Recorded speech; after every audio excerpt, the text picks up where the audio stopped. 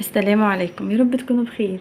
النهارده روتين خطير جدا، وعايزه اقول لكم كمان ان انا اغير المطبخ ده واخليه اوضه اطفال، وهوريكم برضو النتيجه وهمشي معاكم خطوه بخطوه. انا عايزه اقول لكم انا مبسوطه قوي لان المطبخ ده هخليه تحت وهعمله رخام، يعني هفنشه من اول وجديد.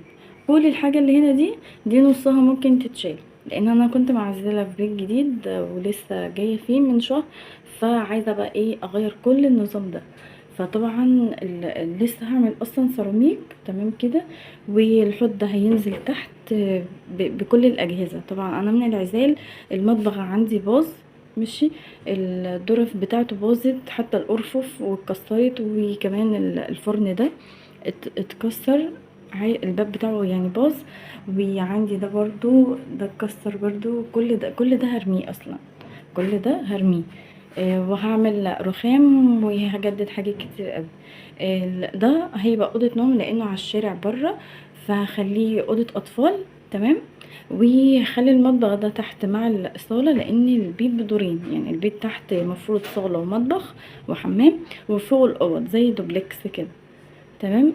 وهنا لسه هنعمل بقى سيراميك ودهانات وكده. فواحده واحده انا ان شاء الله هبقى معاكم واحده واحده في البيت ده، واصور لكم خطوه بخطوه، علشان لو في ناس عايزه تجدد. ممكن الروتين ده يخلي الناس تتشجع وتعمل حاجه جديده وتغير النظام.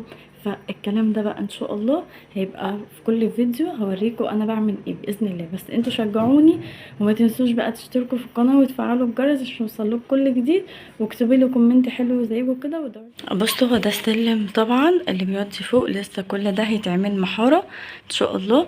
وكل حاجه فيه برضو هوريها لكم واحده بواحده. ده طبعا الباب، ودي دخلة الباب. المفروض اصلا ده حوش، بس انا لا هستفاد منه واخليه مطبخ بدل ما اخليه فاضي كده. هو طبعا الكنبه دي ما دخلتش جوه عندي في الصاله، اتبهدلت جدا يعني حرفيا. فهضطر ان انا برضو ابيعها واجيب حاجه بدلها. تمام كده.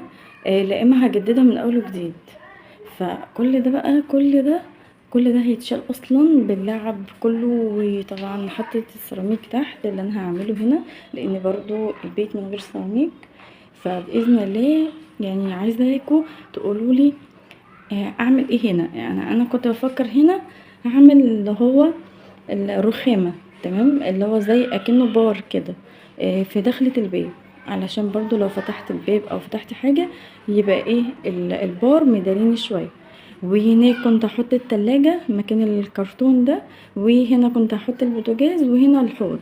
تمام. انا لسه هعمل مكان الحوض اصلا. بس ودي هتبقى الدخلة، يعني كده هتبقى الدخلة، يبقى الحوض والبوتاجاز والتلاجة والتربو، وكمان الرخامة طبعا هيبقى عليها الميكرويف وكده. فانتوا قولولي ايه رأيكم، إيه هعمل الدخلة من هنا ولا من هنا، ويبقى البار من هنا كده، ولا اعمل لف. يعني انا كنت بفكر في الفكرة دي، بس حبيت برضو اخد رأيكم. وبإذن الله الحوش ده لو حد عنده حوش زي كده يستفاد منه ويعملوا اي حاجة. طبعا جوه هنا احنا كسرنا طبعا الكنبة ما دخلتش. وهنا بقى ايه الحمام، وكمان الأوضة هصورها لكم برضو في فيديو تاني. بس انا قلت اخد رأيكم في في المطبخ. قولوا لي هل المطبخ امشيه ازاي، والحوض اخليه ازاي، يعني اخليه في الوش ولا اخليه هنا على الجنب. انا كنت فاكره على الجنب يبقى في الدخله كده احسن، والبوتاجاز والتلاجة جنب بعض. بس لان انا مش هجيب مطبخ ومش هعمل مطبخ اصلا، هي البار اللي انا هعمله هنا ده اللي هخليه من جوه فيه ارفف وظرف وكده. فهيبقى مطبخ معايا، لان ما بحبش المطابخ اللي بتبقى متعلقه من فوق الصراحه.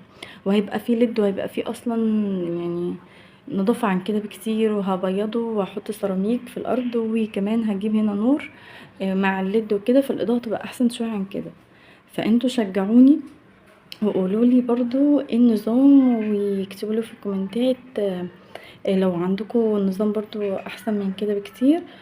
واستنوني في فيديو جاي ان شاء الله، هيبقى باذن الله هبني هنا البار، وباذن الله يكون ركبت برضو الحوض. وهتابعكم برضو واحده واحده، وما تنسوش بقى تدعموني.